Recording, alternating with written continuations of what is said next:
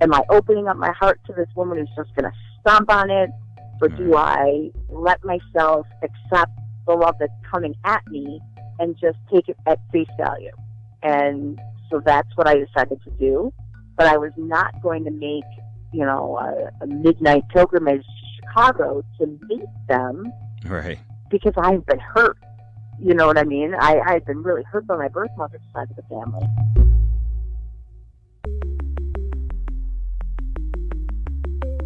Who am I? Who am I? Who am I?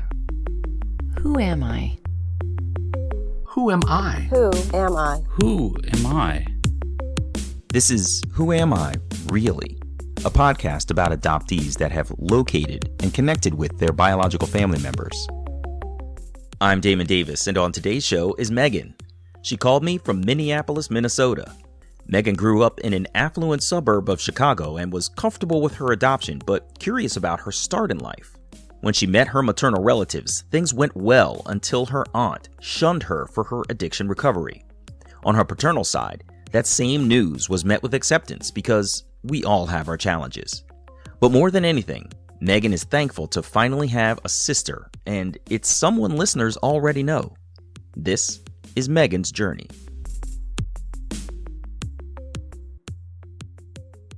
Megan grew up in Beverly, an affluent neighborhood on the south side of Chicago.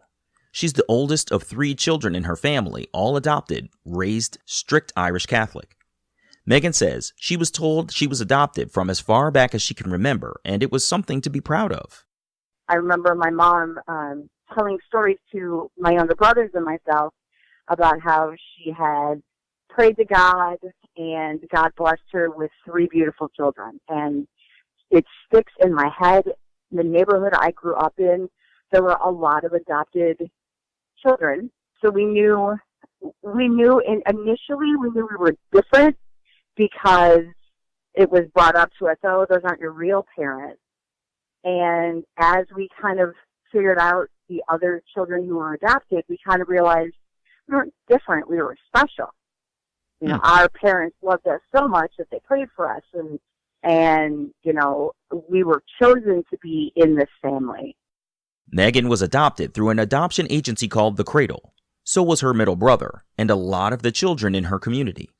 Her father was a lawyer, her mother was a stay-at-home mom, and the children didn't want for anything. But ultimately, the longing Megan felt was for her greater understanding of herself. For example, she wanted to know things about herself, like who she got her physical features from. Those types of questions came up in college. I was an RA at college. In my first years of college, I went to St. Louis University, and that's a private Jesuit college, Catholic. Mm-hmm. And one of the girls on the unit, I was an RA, she became pregnant. And that kind of brought up a lot of questions because she made her decision, which was her decision. It's her body, her choice, the whole 9 yards. But I started thinking about my birth mother. And, I was born in 1974, so this was right around Roe v. Wade, and, she could have made a different decision. She didn't have to put me up for adoption. And so I just started wondering about who this person was, and I kind of built her up in my head. She was this great, wonderful, selfless person who, got pregnant unexpectedly and wanted the best for me and decided to put me up for adoption. So in 1994, Megan was watching an episode of The Oprah Winfrey Show where she talked about an adoptee's legal entitlement to obtain non-identifying information, mentioning that Illinois is one of those states where that's possible. Megan wrote a letter to The Cradle identifying herself, her parents, and requesting information on her birth mother. They mailed back a packet of information to her home during the summer of 1994. When Megan got home from work one day, her parents were sitting together in the living room, awaiting her arrival.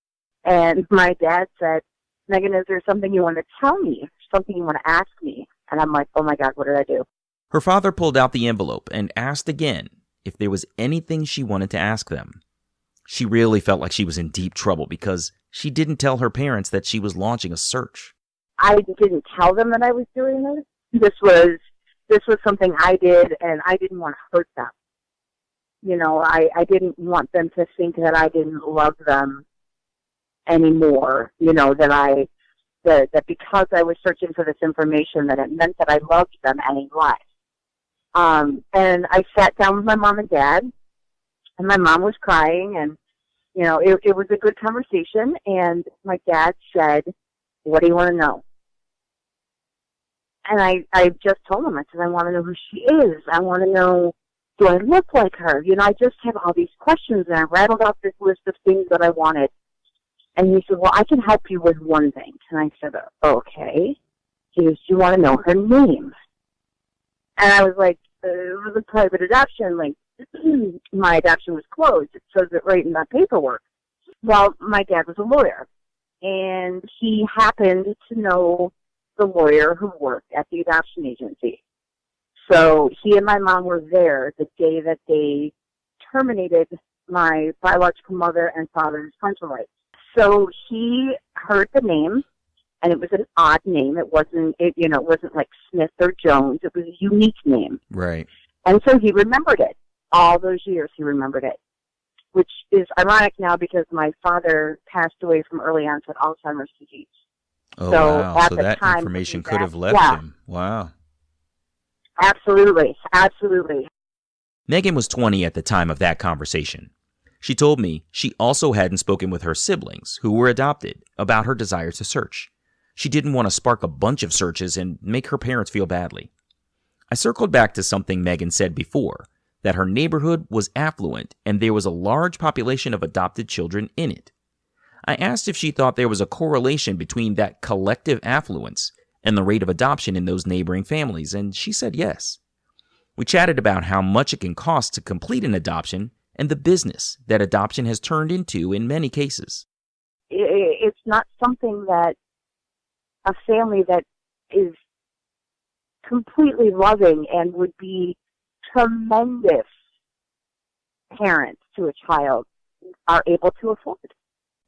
No matter how you adopt a child, it's a wonderful experience, but it's unfortunate that those without the means to afford it financially are unable to do what other people that happen to have $30,000 lying around are able to do. Yeah. Does that make sense? Yeah, absolutely. I mean, the idea that a person could have, most love in their heart, the most altruistic vision, and no financial means to complete an adoption versus somebody who, as I've interviewed on the podcast many times, parents who are not fit to be parents, but are in a position of affluence and can afford it, end up with more than one child in many cases, and sometimes those children are miserable. Look at my half-sister Amanda. Mm-hmm. I mean, look what she went through. Right. My heart breaks for her. Did you hear that? Remember that name, Amanda. We'll come back to her in a few minutes. Let's go back to the living room where Megan's parents have confronted her about her envelope. Her mother is crying, but they were good to her. She wasn't booing it from a place of sadness. She was happy for me almost.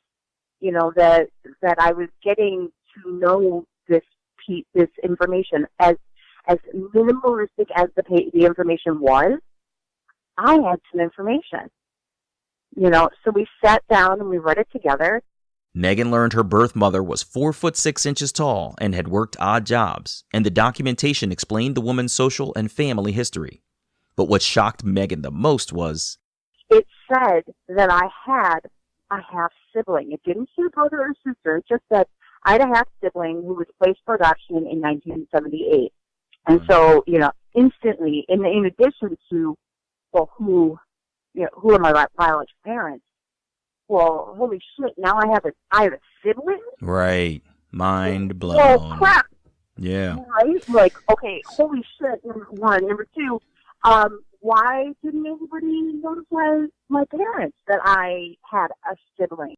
Okay, now let's talk about Megan's sister Amanda. You've actually met her already. She was episode 71 last season called I Would Give Anything to Hear His Voice. She talked about her mother. I hate to say this because I'm not trying to paint any negativity about her, but she was a go-go dancer. And a dwarf go-go dancer? I don't know. Right. I don't know if I could forget that. and her birth father. I want him to contact me when he wants to be a part of my life or get to know me.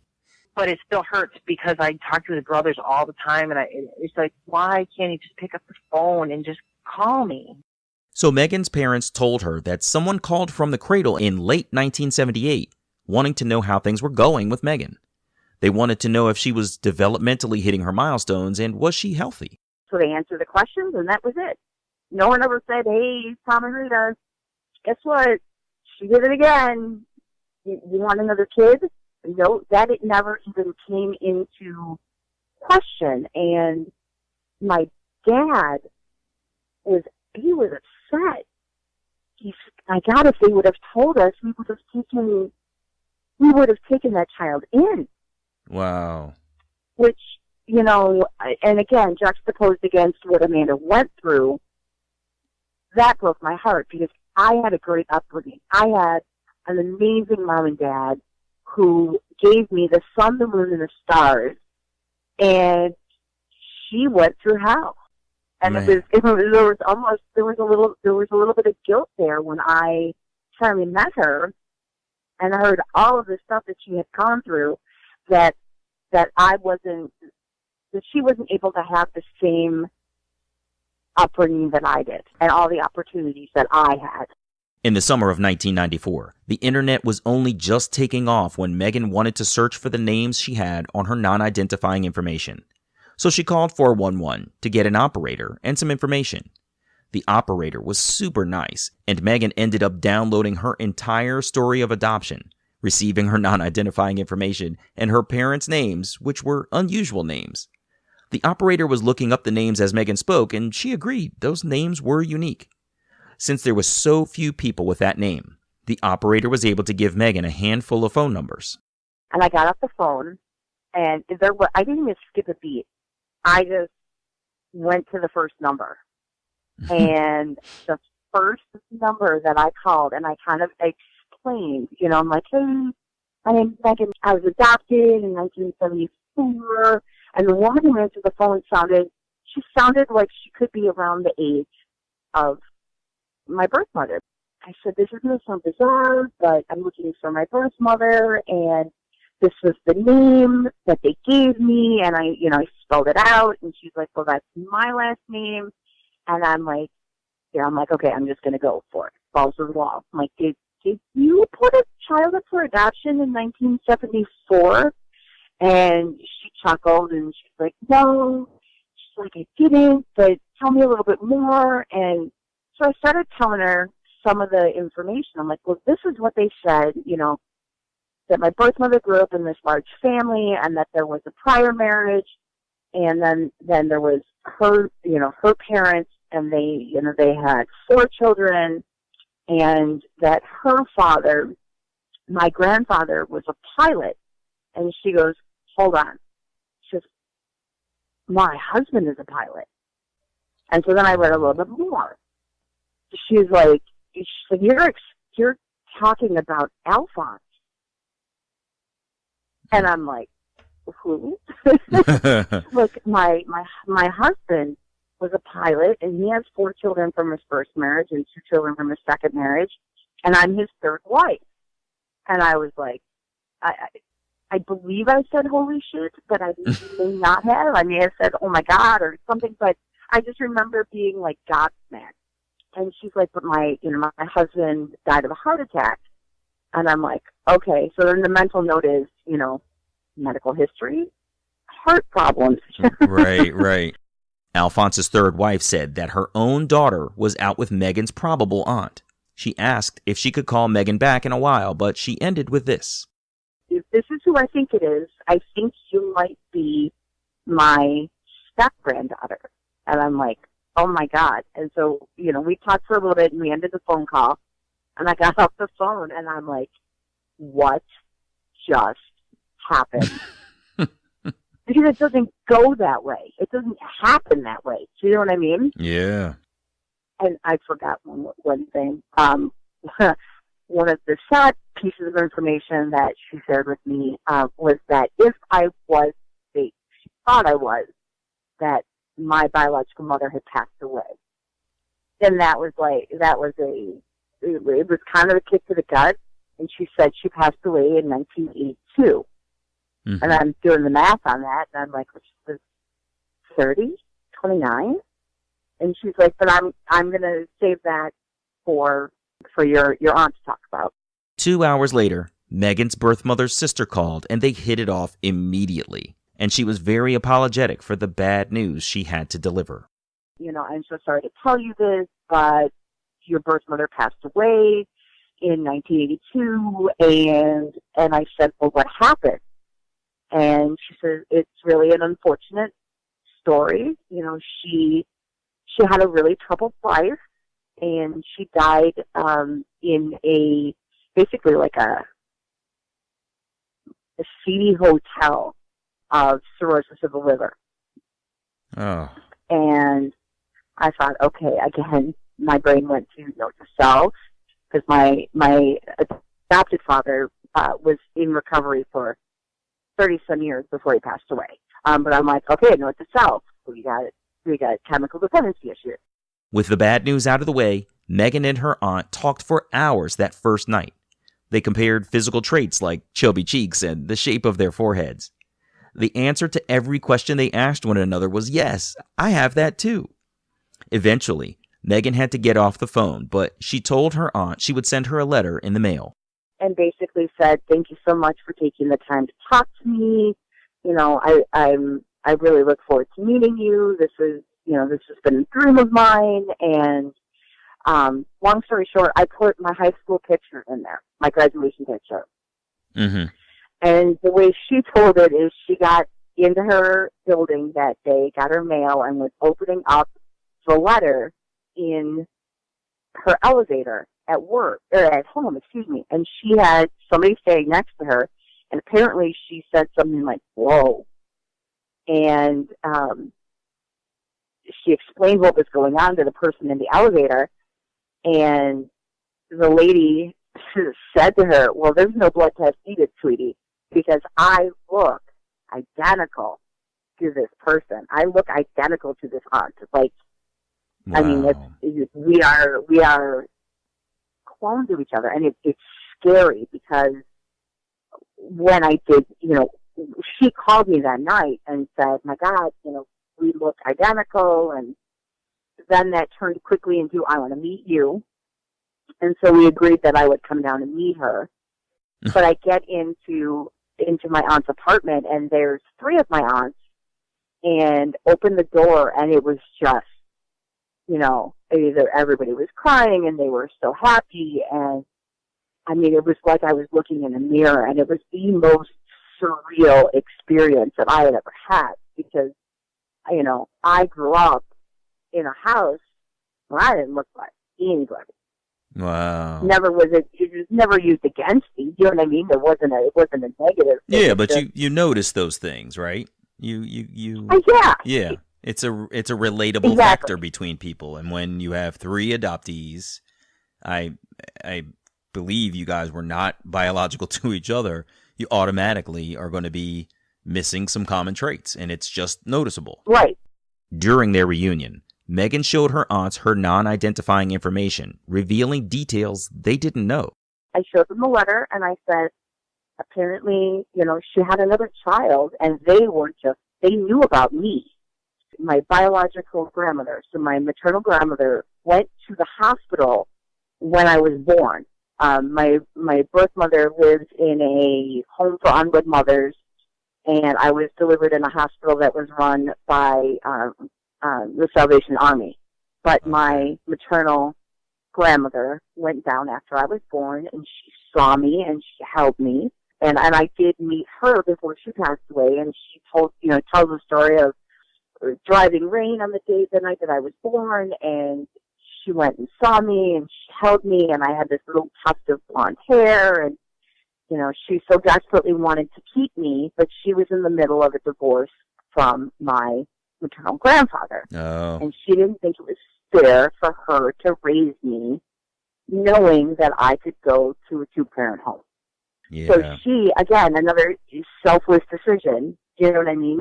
She wanted me to be raised by 2 parents. And she kept, when I met her, I flew down to Florida to meet her, and she apologized so many times. I'm so sorry I didn't keep you. I'm so sorry I didn't keep you. And I said, I called her grandma, and I said, Grandma, there's no hard feelings here. I grew up in a loving family. There's nothing to be sorry about. I'm just so glad that I got to meet you. Megan told me she spent holidays with her birth mother's family for years until she moved away from Chicago. Before Megan moved, she was in law school. A week before she graduated law school, she got a call from her birth mother's aunt, her maternal great aunt. Her great aunt told Megan that she had received a call from a woman who believed she was her birth mother Barb's daughter, Megan's half-sister, Amanda. Megan said growing up in a family with only brothers, finding out that she had a sister was like a Christmas gift. She was ecstatic because the only mechanism she had for reaching out to this unidentified sister was to leave an open letter in her own file at the cradle 6 years earlier. When Megan and Amanda finally connected by phone in June of 2000, they also talked for hours. Megan shared what she knew about their birth mother's family. Luckily, law school graduation was still a week away, so Megan and Amanda arranged to meet that Friday. Amanda drove from Milwaukee, Wisconsin to Chicago, Illinois with her husband and her children, who were close in age to Megan's daughter. All of Megan's family was present, from her mother to her uncle and aunt, grandmother, and even her ex-husband and his parents, because they all knew how important this was for Megan. I ran out to the car, and I gave her the biggest hug I think I've given anybody in my life, and cried and cried. And she and her husband came in with the boys, and I introduced everybody, and we sat and talked for a couple hours. And we kept looking at each other. I mean, we don't look alike per se, but there are similarities. A few months later, Amanda met some of her birth mother's relatives. Megan describes how things went down in a similar way that Amanda explained them to me herself. Some of them met Amanda. And I think, again, I don't know this to be true, but I think Amanda might have come in a little too hot, if that makes sense. Like, she was, growing up in the family that she grew up in, it doesn't surprise me that she longed for a close family relationship with her biological parents. Absolutely. Yeah. Doesn't surprise me one bit. But I think they were taken aback because I didn't come in like that. I was super happy to meet them and over the moon. But I wasn't, do you know what I'm trying to say? Like, I was not. One person comes in with the cautious optimism, and then perhaps the other one comes in with the overt, over-the-top excitement, enthusiasm, and, whatever. Yeah, there's just a difference of approach. Correct. And I think that was off-putting. And over the course of a little bit of time, things got sour pretty quickly with my birth mother's family. And things just got more sour as time went on. And I maintained a good relationship with both my birth mother's family, my aunts, and Amanda, but they were separate entities. I was speaking to both of them, but I wasn't speaking about the other. Right. I wasn't speaking about my sister with my aunts, just like I wasn't speaking about my aunts with my sister. Right.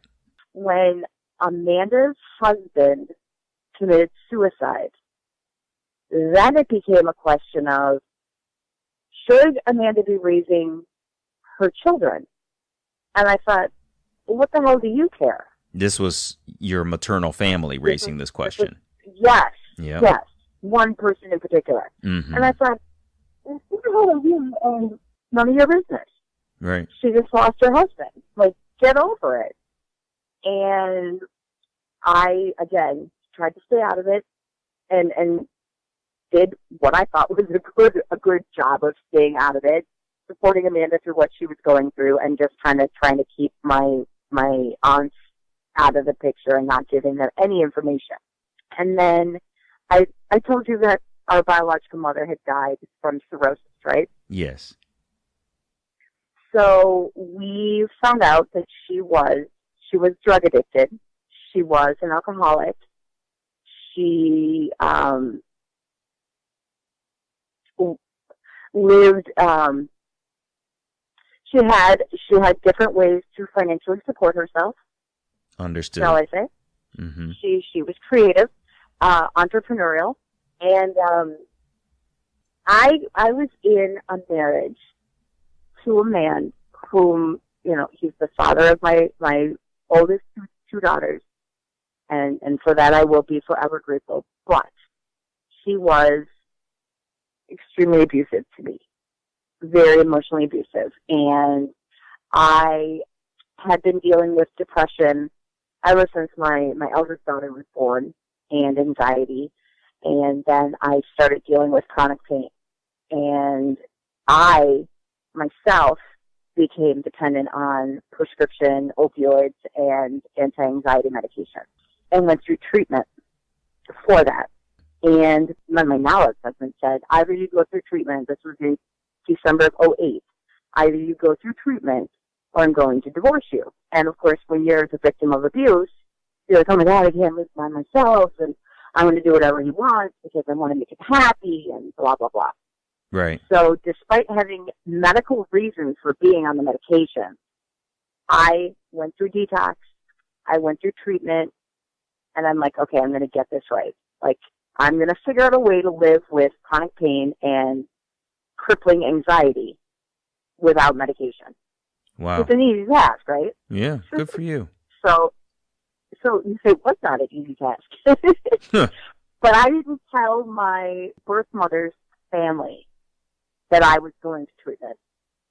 I was embarrassed, and I didn't tell them. I went to treatment. I know that my aunt called a couple times. I didn't answer the phone. I didn't return her phone calls.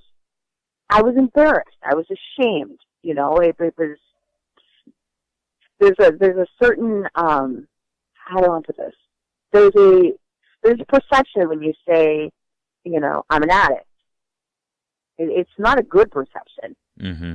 Even though I can say I'm an addict in recovery, the in recovery doesn't matter if you've got someone who's going to pass judgment on you for being an addict. Right. The first part of the sentence is what registered, not the second part, right? Exactly. Yeah. Exactly. I just heard someone say something very astute recently about that whole thing. I'm sorry to cut you, but they said, No, go ahead. There's a judgment that comes with people suffering from addiction because it's interpreted by the broader populace as a moral issue within yourself, that you don't have the moral fortitude to say no to something, when in fact it's quite the opposite. It's that the things that you have ingested, either prescribed or otherwise, are actually chemicals that impact your brain, and your brain being an organ, your organ is no longer able to function correctly. And therefore, it's not that it's a moral issue, it's that you literally have a chemical problem with the thought processes. Yeah, it's a disease. That's exactly right. It's a disease, just like, would you judge me because I'm not, but, would you judge me if I'm diabetic? Or would you judge me if I have cancer? Those are all diseases. Exactly. You know what I mean? And I honestly, before I went through what I went through, I didn't understand that. I knew my dad was an alcoholic, but I didn't understand what that meant. Mm-hmm. And then to know my dad was an alcoholic with, 35 years of sobriety. What an accomplishment. About 6 months after Megan got out of treatment for her addiction, her husband divorced her anyway, and he took her birth mother's family with him. They maintained a relationship with her abusive ex-husband and her daughters. In 2017, Megan's oldest daughter moved in with her, so her maternal birth family cut that daughter off too, because of her reassociation with her own mother. It's all unfortunate. I had some stumbling blocks coming out of early sobriety just because I had all these life changes coming at me, and I'm like, Sure. I didn't even cope yet. Yeah. But I've been sober since 2011, so Excellent. coming up on it's coming up on 8 years. Good for you. Yeah, and I'm really proud of that. I've gotten remarried. I have 2 more kids and an amazing husband who is a genealogist. And Really? when I kind of told him what I went through, he was like, "Oh, we got to do DNA testing, and don't you want to find who your birth father is?" And I'm like, not really, because to me, the birth father is this little bit of information I had. Again, epileptic, cook. But he, in my mind, he had electrohigh died. Mm-hmm. And so I was kind of like, I'm okay with that.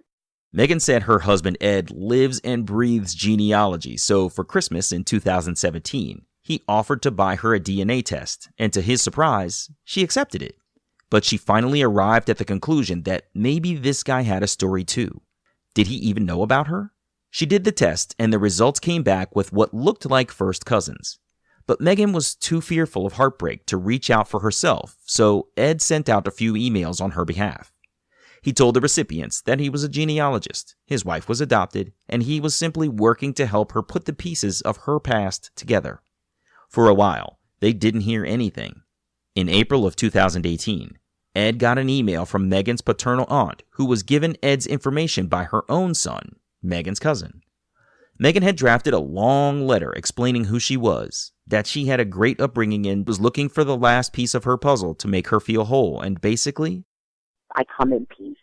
I don't want anything from you. I just want to know where I came from. her paternal family distributed the letter throughout their family to 7 siblings on her birth father's side. One evening, Megan was driving to a treatment center where she shares her personal journey of addiction recovery. She said she does so about every 3 months with the hope that something she says will help another addicted person who is still suffering. On the way to the treatment center, her aunt wanted to talk, but she was almost at the center, so Megan asked if they could talk during her hour-long drive back home. So I called her back, and I had 0 expectations. And she was hysterically crying on the phone. She's like, I can't believe I'm talking to you. And, you know, come to find out that my birth father was a gentleman who he had no more than I think it was 4th grade education. In retrospect, they think he had autism, never had any children, lived with his mother, so my paternal grandmother, his entire life, and she said, I'm so sorry, I think you're Skip's daughter, I think you're Skip's daughter, but I'm so sorry to tell you that he passed away in 2011. And I thought, okay, so I'm taking in the information that my aunt is super excited to meet me, and the siblings want to meet me, and they think this is the wildest thing in the world, but juxtaposed with the fact that my biological father was dead. And not only was he deceased, but he was never able to live independently. He was, at the time, my aunt had said, I think he was autistic because there are other family members on my birth father's side of the family who are at differing levels of autistic. Some are on the spectrum. And she and I talked for forever, and I got off the phone, and she's like, I just want you to know it. I love you. And I'm like, holy crap. Am I opening up my heart to this woman who's just going to stomp on it? Or do I let myself accept the love that's coming at me and just take it at face value? And so that's what I decided to do. But I was not going to make, a midnight pilgrimage to Chicago to meet them. Right. Because I've been hurt. You know what I mean? I had been really hurt by my birth mother's side of the family. Megan took it slow and just got to know her aunts over the phone. One of them agreed to do an ancestry DNA test. Megan offered to pay for it, but her aunt said no. She wanted to do the test herself anyway. The test confirmed that Megan was her niece, so she was definitely Skip's daughter. One Saturday, before her eldest daughter shipped off to Marine Corps boot camp, Megan met her paternal family for the first time. I didn't want to rush to meeting them because of what happened my birth mother's family. So we had the DNA test done in, I think it was like April or May-ish. And so I went down the end of July. Oh, wow. So I went to meet my birth father's family. I had my 18-year-old, I had my then 5-year-old, and my 4-year-old. And my mom, God love her, she's like, well, I'd like to meet him. And, you know, you have that initial like, oh, crap. Mm-hmm. Oh, I didn't think of this. Her. Right. So I called my aunt, and I'm like, hey, my mom would like to come. And they're like, Britt, leave her alone. Oh, my God. So, again, it was this surreal experience of driving out there, meeting all of these family members. There must have been, I have a picture with, there must be 30 people in the picture. And they all showed up, and, you know, they're all crying, and, you know, Skip would be so proud of you, and, you know, Skip would have loved you, and they told the story, which I found shocking. So my birth mother, again, woman of loose morals, whatever you want to call her, you know, whether or not she took advantage of him, I don't know, but she came barreling in to my paternal grandmother's house and basically was like, Skip and I have to get married. And again, she had a reputation in that city of being a woman of loose morals. And my grandmother basically said, over my dead body, get the hell out of my house. My son lives with me. Goodbye.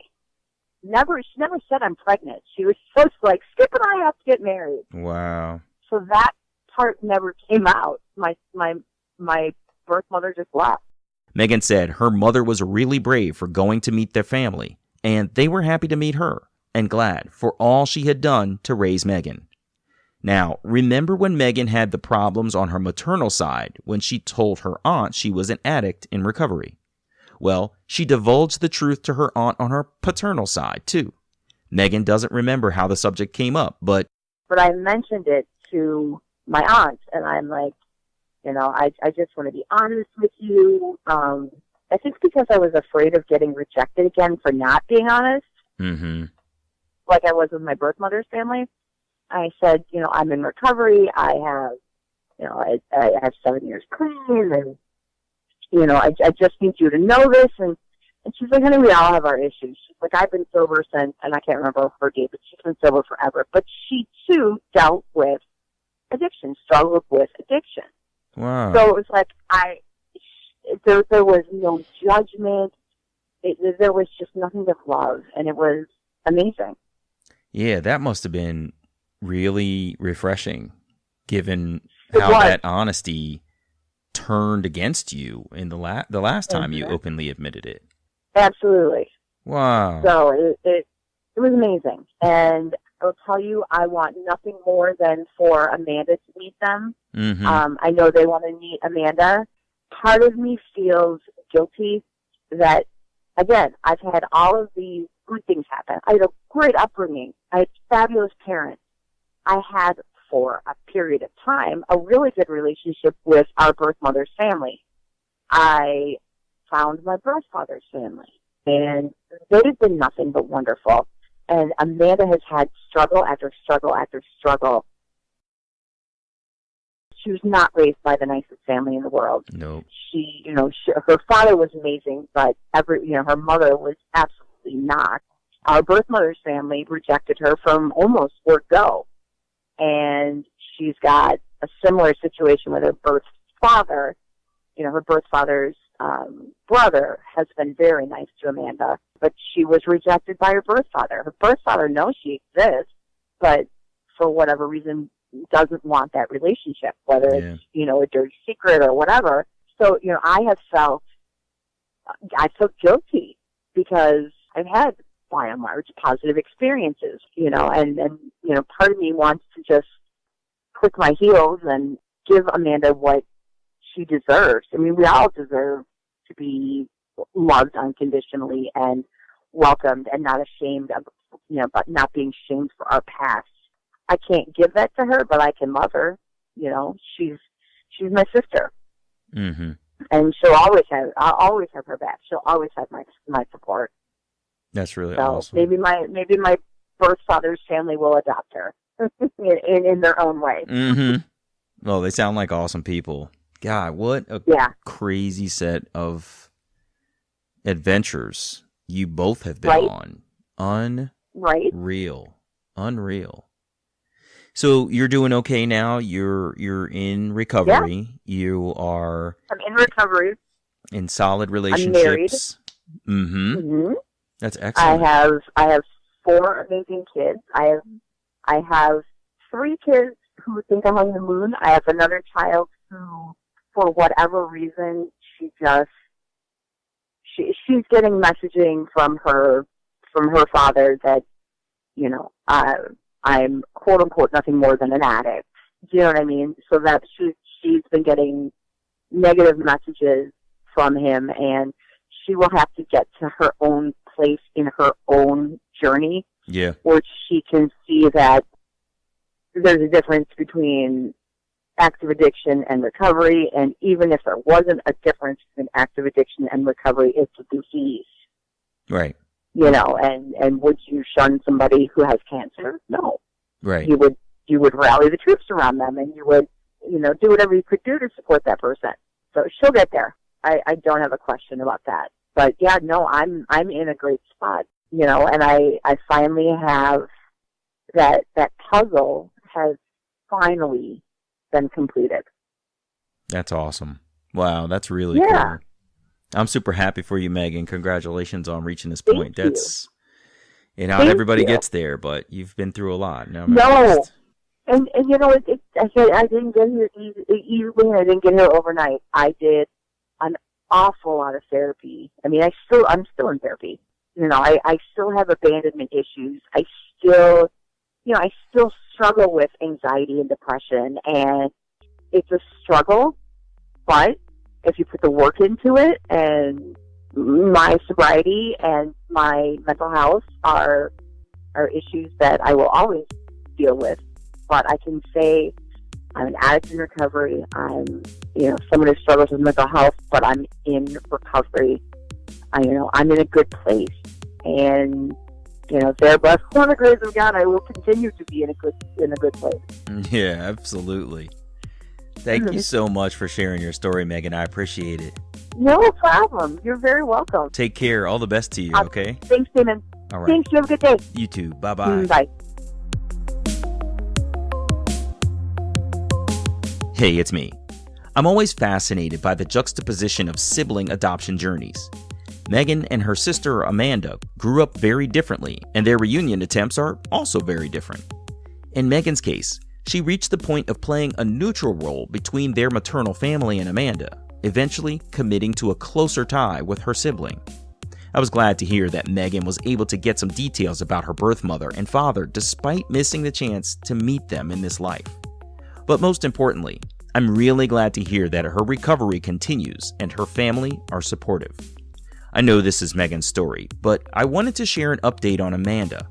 I texted with her off and on after her interview in August of 2017 about her burning desire for her father to just acknowledge her and pick up the phone. I felt like my role was to help her be patient while pushing her to continue sending an occasional kind message to help him see that she's a decent person. Well, over the holidays in 2018, I received a jubilant text from Amanda that it finally happened. Her birth father, Ron, called her and they spoke on the phone for 3 hours. She said that her favorite part of their conversation was his lament that if he had known about her, he would have done the right thing.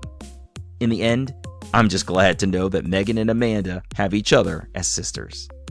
I'm Damon Davis, and I hope you'll find something in Megan's journey that inspires you, validates your feelings about wanting to search, or motivates you to have the strength along your journey to learn. Who am I, really? If you would like to share your adoption journey and your attempt to connect with your biological family, please visit whoamireallypodcast.com/share. You can choose to share your whole story, maintain some privacy about parts of your journey, or share completely anonymously. You can find the show at facebook.com/WAIReally or follow me on Twitter @WAIReally. And please, if you like the show, you can support me at patreon.com/WAIReally. You can subscribe to Who Am I Really on Apple Podcasts, Google Play, or wherever you get your podcasts. And while you're there, it would mean so much to me if you would take a moment to share a rating or leave a comment. Those ratings can help others to find the podcast too.